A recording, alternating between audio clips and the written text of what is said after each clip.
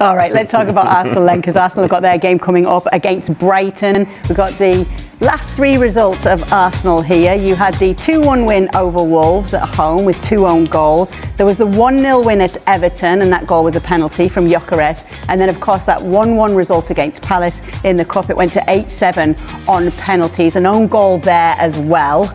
Let's get the predictions for the game against Brighton. Shaka's gone for a draw here, even though everybody else says Arsenal are going to win, and quite comfortably. So, Shaka, why do you think it's going to be a draw? I just think Arsenal have not been anywhere near as convincing as they could or should be. It's been 7 or 8 games since they've won by more than a single goal. And if even you look at that run that we just had up on our full screen, 2 own goals against Wolves. One of those goals coming deep into injury time. The 1-0 against Everton. Everton should have had a penalty. Let's be honest. So easily could be talking about a 1-1 and a draw at Crystal Palace. So I just wonder if Arsenal aren't able to finish teams off in the way that they need to or should be doing. And now, while it's good to see Gabriel Jesus back on and doing as he did, a lot of talk about Kai Havertz and how close he is to returning. I remain unconvinced about Gyökeres. So all those things kind of put together, I just feel Arsenal may dominate possession, but Brighton are a good team, and I'm not sure that they get the better of Brighton in the way that they did Wolves, who are bottom of the table, and the way that they struggled to and didn't against lesser opposition than Brighton. But you think it is going to be their day, Nadem? Yeah, I do, to be honest. And I think the lack of goals that have been scored in recent weeks hasn't necessarily been down to, say, lack of chances created. Maybe the finishing has been off, but I think for the quality players that they have in time, that will balance itself out. And I think against this Brighton side, like Brighton, we tend to remember the best version of them. But so far this season, we've seen a very inconsistent one, and at times quite a poor one, relatively speaking. So I think for Arsenal being at home, I've had that little Christmas boost, a couple of days off, and they're ready to go again with some new faces, adding some competition in training as well. You've seen the likes of Havertz, Gabriel Jesus back in.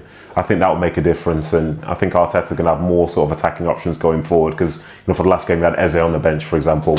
Maybe this is the Eze game, and maybe this is the one where Gabriel Jesus gets off the mark again. So I'm confident they'll win this game, and I think they'll win it by a few, yeah. OK, so let's get to what the Kai Havertz situation and what Mikel Arteta's had to say about it. He said it will be a matter of days, not weeks. This is his return, obviously. Let's see in the next steps how he responds to that. Kai is a player that we missed a lot, a player that brings the team into a different dimension. Oggy, what happens when he comes back with Gyökeres? Well, I mean, I was at Everton last week when Gyökeres scored the penalty that won the game at Everton, but he doesn't offer much really. You look at who he scored against this season. It's Everton, it's Burnley, it's Leeds, it's Nottingham Forest. He doesn't score against the top teams. And I think he's not really been what Arsenal wanted. And I think Havertz, at least we know he's got flair, he's got talent, he can move people around. He's not prolific, Kai Havertz, but he's a better player than Gyökeres. And I think that's the problem that Gyökeres has got. I don't quite know what it is. He works defenders. He's a physical presence, but he's not really what has made Arsenal any better. So I think when Havertz is fit and ready to play, he'll go ahead of Gyökeres because he offers more. I just think he's a better player. Stevie? Correct me if I'm wrong here, but were we gushing over Kai Havertz before he got injured? Nope. I don't think so. So all of a sudden, because he's been out for so long and his manager's talking about time. I mean, he's got to take them into a different dimension. There's a Star Trek. If he was in Star Trek, it'd be all right. But I mean, seriously. I mean, we're all talking about Havertz like he's not a centre forward. They're struggling. He's got to play him centre forward. Where does Havertz play? Does he play the number 10? Does he play off? Is he in another dimension? In another dimension, clearly. So unless he gets there, I don't see what all the noise is about. So you think Victor's going to be fine? He doesn't make them better. Gyökeres, no question, hasn't so far done really what he was bought to do, but he looked as though he was beginning to, and then he got injured. So I think it's a little early to just write Gyökeres off. Yes, Will thought he would do a little bit more, but yeah, to turn around and start talking about Havertz as if he's like the second coming, I don't think so. The theme of the show today seems to have been Stevie and Nadem agreeing on many a thing. Do you agree with Stevie here, Nadem? Do you know, just for the vibes, I'm going to go the other way. I'm going to say for Havertz, yes, he wasn't necessarily doing brilliantly before he got injured. But again, for Arteta, it's a different type of option. I think at times, Gyökeres, he's more of like a battering ram as such. You know, you see, say, where it's come from Sporting, say, some of that time in the English Championship, and you can see the effect that it has in terms of how they play. But I think for Havertz and Gabriel Jesus and others, you know, there was a critique that they didn't score enough goals. But then they're also part of Arsenal sides which went on long runs of like winning games of football. You know, there was a point, I think it was 2 seasons ago, where they got to 50 points at the halfway mark in the season. And that's because of people like Havertz and Jesus and alike. So I think for him to have the options, that's going to be important, because not every game of football between now and the end of the season is going to be played against a side who play in a particular way. But I think maybe, if anything, it'll be a positive for Gyökeres, because he'll know he'll have to perform now, because the manager will have 2 people at times on the bench who he trusts explicitly. So yeah, it'd be nice to see him back in good health, and in good health for a long period of time, because, you know, Arteta very much trusts him. You get the final say on this situation, Shaq. I disagree with Stevie in that I think Stevie's kinder to Gyökeres only because he's been there for less time and it's a smaller sample set. Had Kai Havertz put together these kinds of performances that we've seen from Gyökeres, and I'm with Mark on this, I am unconvinced about Gyökeres, have been all season long, and his value to Arsenal. There's credible argument to be made that Mikel Merino is a better servant in that position, and he's not even a striker. So while, yes, I get the criticism of Kai Havertz dating back from his Chelsea days into Arsenal, I still feel that he has been, over the same period that Gyökeres has been at Arsenal, he has been more effective in that sample size at any point of his Arsenal career. So him coming back, I think, is a step up from Victor Gyökeres. Okay, let's focus on another game that's going to be taking place, and another team that have become more effective than they had been. Liverpool unbeaten in 6 in all competitions with 4 wins and 2 draws, up against Wolves, who are still without a win this season, and probably no surprising that everybody's gone for a Liverpool win. But now, Stevie, this is not looking good, that everyone's going for quite that big Liverpool win, so don't worry, you can join to... Yeah, just talk us through that goal, though, because Ruben Amorim has spoken about perhaps maybe a little bit of nervousness and not so much confidence, but in the last few games and tonight, you just look so comfortable. Yeah, just took what he told me as to work on my confidence and stuff, and I think I did well today, and I just looked at the ball and I saw it drop and I just hit it. So. Did he talk to you about your finish, or how to finish even? No, I've been practicing in training, so I think that's what helped me. And Aidan, in terms of the defence, you talk about the clean sheet, and so much has been made about this formation, whether it's a back 3, a back 4, and goodness knows what it was by the end. Did it feel more balanced for you tonight? Yeah, it was different again. Obviously, I was playing on the right side. It's obviously my weaker foot, but the manager, we play loads of formations with him, and whatever he does, we know it's going to work. And obviously, you saw today, and yeah, I'm just so proud of the team. And so much has been made as well about the opportunity to go 5th in the Premier League, and you've had chances before, but you did it tonight. Just talking about being in the top 5 or 5th, what does that do for confidence?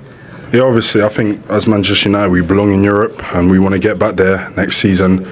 So obviously we can even push for the top 4, possibly win the league, you know. Anything's possible, and yeah, we're just going to keep trying. But do you feel you are progressing and you are developing to be that top 5, top 4 team? Yeah, for sure. You see the fighting spirit we showed today, the whole game, defending as a team, so for sure. And when we get players back as well, we'll be even stronger, so yeah.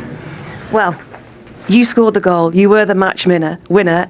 Aidan is player of the match. I mean, you want to share it as well, but what would you like to say? What would you like to say about Patrick first? I just want to thank him, you know, because I was just in front of him when he volleyed it in. I knew as soon as it dropped, he was gonna score. But yeah, I'm just thankful, you know, to him, and yeah, that's it.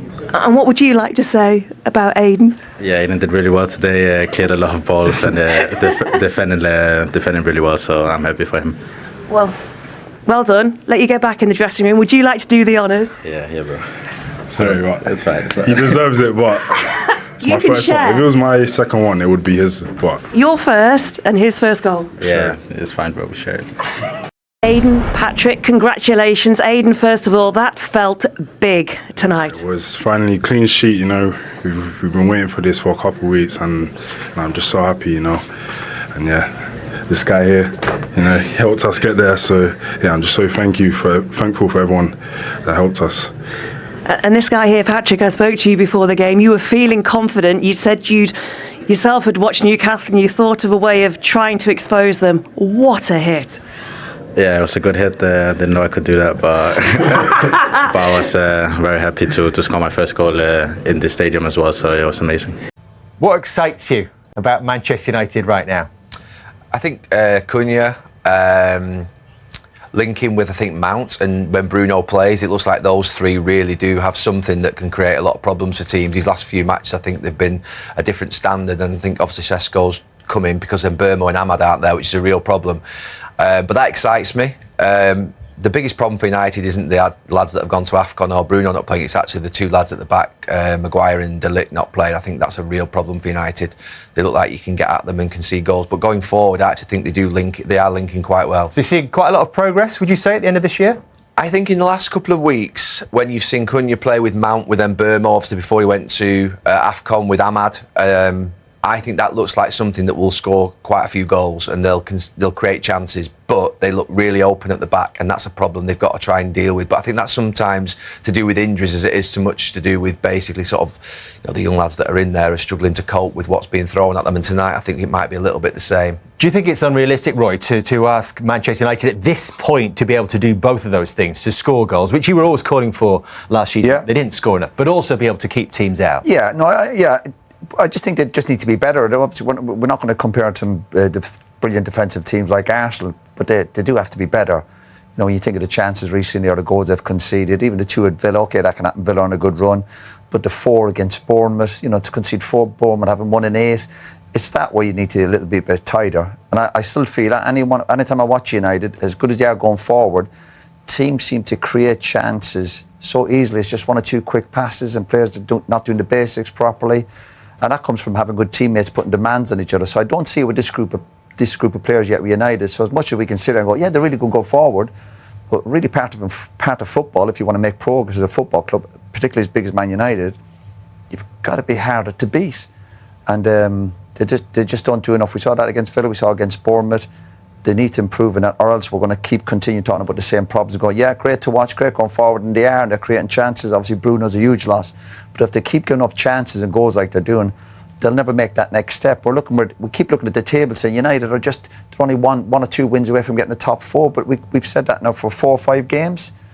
So they have to tighten up at the back, and obviously they've got injury problems, so it's a big test for them. But part of playing for a big club is dealing with these challenges, and particularly when you're missing some of your best players. Jamie, you talk a lot about the underlying numbers on Monday Night Football. We can show you what it looks like for Manchester United. And if you think of this as the sort of green tinsel and the red tinsel, the green is the attacking and the red is the defensive numbers. The best possible scenario is that they are a long way apart with green on top. So it's in a healthier position. It has been for some time. In fact, the attacking numbers are the best they've ever been under Ruben Amorim. And the defensive numbers look like they have been improving as well. Do you think all that is grounds for optimism? You know, would you say that Manchester United could well be climbing higher than 7th and maybe even finishing in the top 4 this season? No, I don't think they'll finish in the top 4, but I think at the start of the season they still have to be getting into Europe.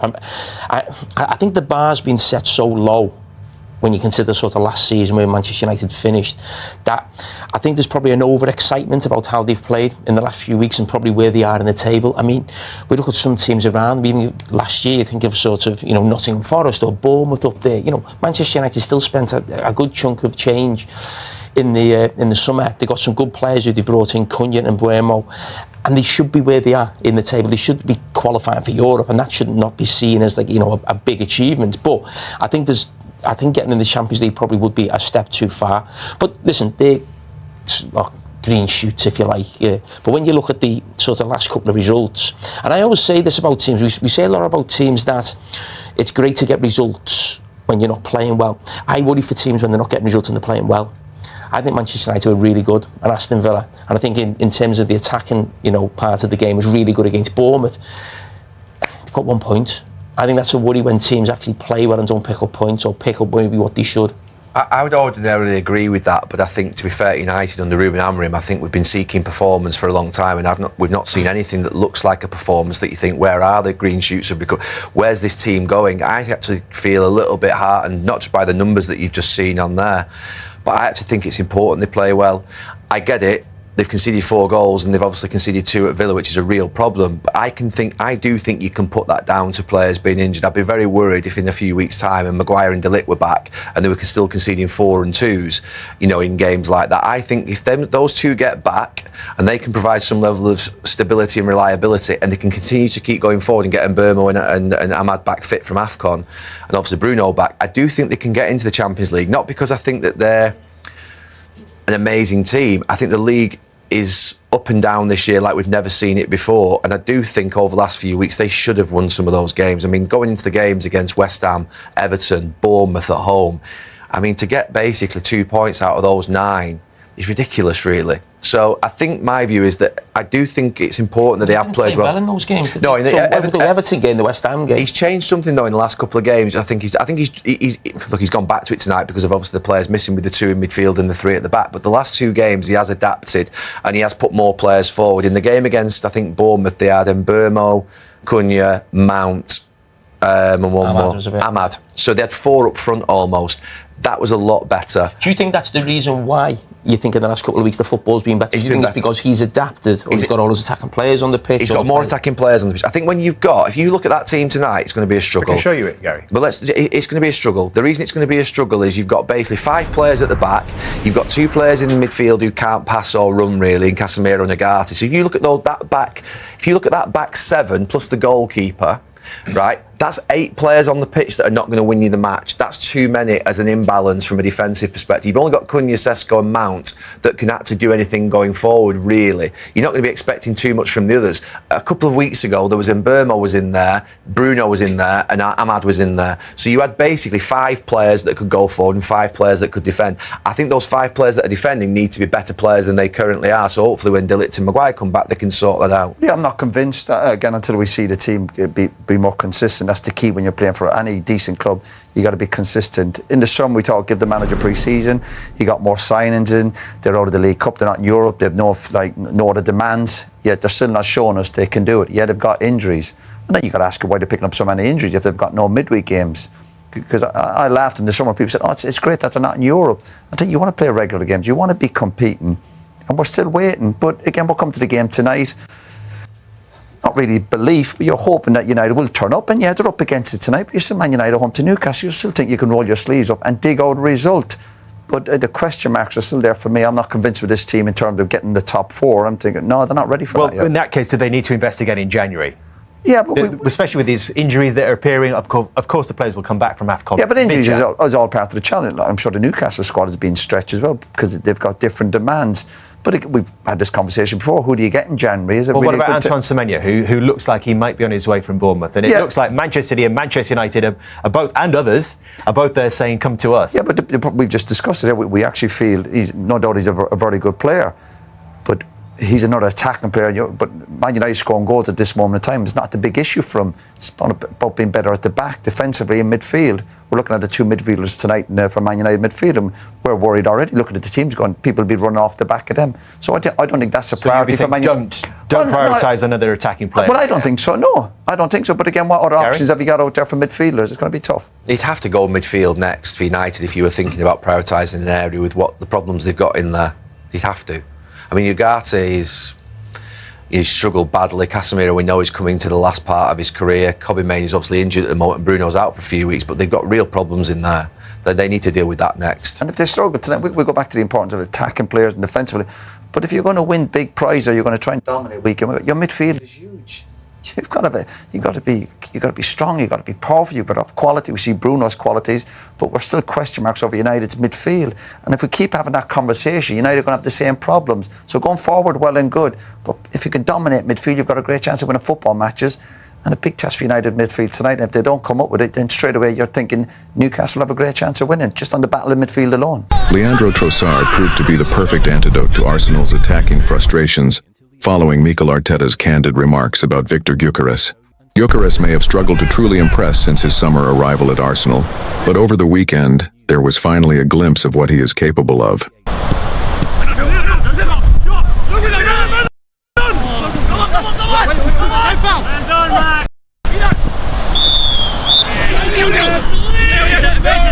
More importantly, Trossard showed exactly why he could be the key to unlocking the Swedish striker's full potential during Arsenal's hard-fought 2-1 victory over Wolves at the Emirates Stadium.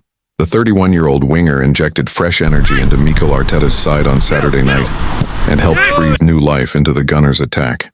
Shortly after replacing Gabriel Martinelli in the second half, Arsenal found the breakthrough. While Trossard did not directly contribute to either the opening goal or the dramatic stoppage time winner, his influence on the game was undeniable. Trossard took control of proceedings, dictating the tempo and pulling the strings down the left flank. Time and again, he dismantled Wolves' compact defensive setup, releasing Miles Lewis-Skelly into space, picking out Declan Rice on the edge of the box, and crucially, feeding Gyökeres with intelligent, well-timed passes. Operating as a creative hub, the Belgian showcased his playmaking qualities, delivering sharp, purposeful distribution. His introduction completely shifted the momentum of the match, and for the first time in weeks, Arsenal's $64 million striker briefly looked like a genuine threat. Before Trossard's arrival, Gyökeres endured a frustrating and ineffective outing in attack.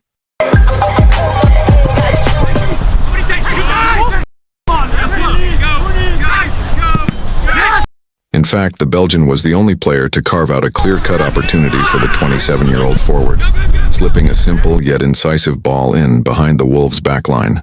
Gyökeres controlled the pass, beat his defender, and aimed for the far post. Wolves goalkeeper Sam Johnstone was beaten, but the Swedish striker saw his effort agonizingly drift just wide.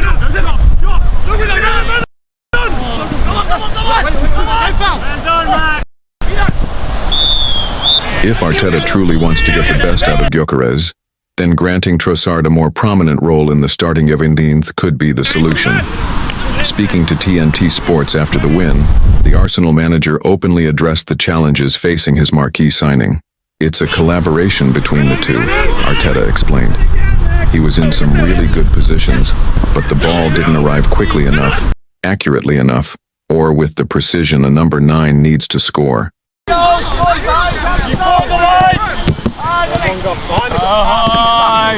But his commitment and intention were there, and we have to keep pushing. Arteta was equally vocal in defending Gyökeres prior to the match, urging patience with the striker's adaptation to English football.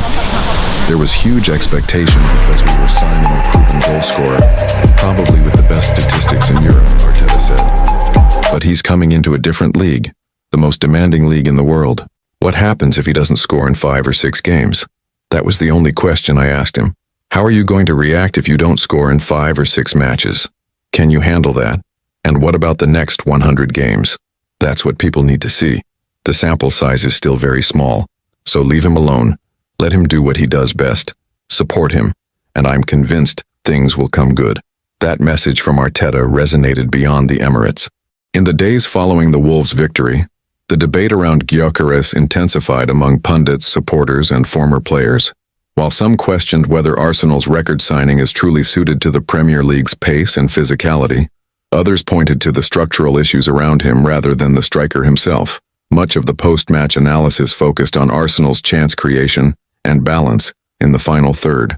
The Wolves game highlighted a recurring theme this season. Gyökeres often makes the right movements, but the service into dangerous areas has been inconsistent. When Trossard entered the match, that problem briefly disappeared. Arsenal suddenly looked more fluid, more unpredictable, and far better equipped to supply a traditional number 9. Former players speaking on television and radio were quick to note the contrast. With Trossard drifting inside and linking play, Arsenal's attacking shape became more compact, allowing Gyökeres to stay higher up the pitch and occupy central defenders. That, in turn, created space for midfield runners like Rice and Ødegaard to arrive late in the box. It was a glimpse of an attacking formula that Arsenal have rarely sustained this season. The reaction from supporters has been equally divided. While frustration with Gyökeres' goal return remains, there is growing appreciation for his work rate, physical presence, and willingness to press from the front. Many fans now see Trossard as the missing connector, the player who can translate Gyökeres' movement into genuine scoring opportunities. Internally, Arteta faces an important decision. Persisting with a front line that isolates Gyökeres risks damaging the striker's confidence, especially with tougher fixtures on the horizon.